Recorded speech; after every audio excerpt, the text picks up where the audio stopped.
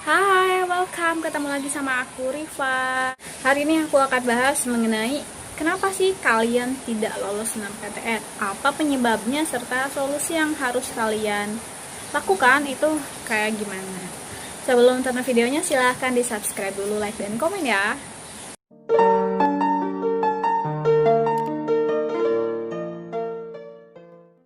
Banyak banget calon mahasiswa itu bingung apa sih yang harus mereka lakukan ketika mereka ingin lolos di SNMPTN gitu. Termasuk aku pun adalah salah satu orang yang tidak lolos di SNMPTN.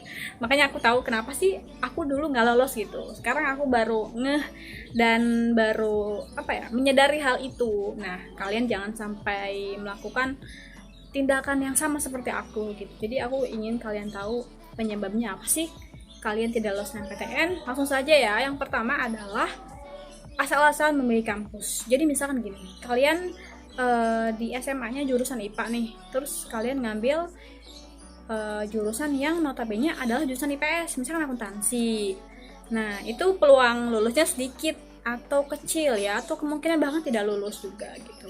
Begitupun sebaliknya, ketika anak IPS mengambil jurusan IPA, ya akan sulit sekali, bahkan tidak bisa ya kalau IPS mengambil jurusan IPA. Yang kedua, kalian tidak menganalisis kampus atau PTN yang akan kalian tuju. Misalkan PTN ini favorit nih, jadi tidak mungkin para pesaingnya memiliki nilai yang rendah gitu loh.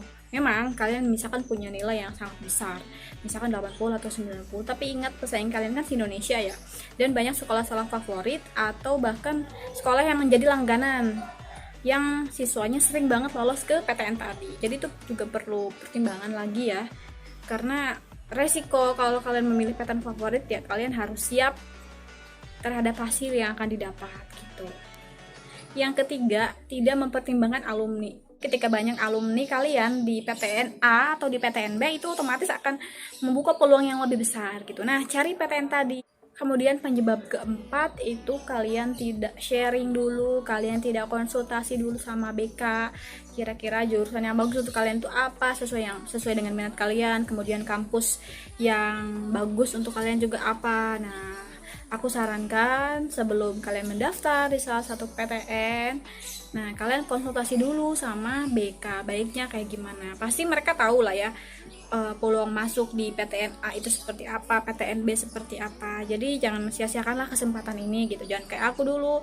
Kalau aku memang dulu tuh kayak asal-asalan daftar, terus tiba-tiba klik karena memang aku dulu pengennya di salah satu PTN yang ada di Bandung ya. Akhirnya aku langsung klik terus daftar, nggak ngasih tahu siapa-siapa. Ya udah akhirnya nggak lolos gitu. Jangan sampai kejadian seperti itu. Sekarang yang terakhir nih, yang sering banget dilakukan oleh calon mahasiswa baru adalah tidak melihat pesaing. Kan biasanya banyak tuh sebaran-sebaran. Misalkan di jurusan tertentu pesaingnya 4.000, yang masuk cuma 40. Kan itu hanya berapa persen ya? 0, berapa persen yang masuk.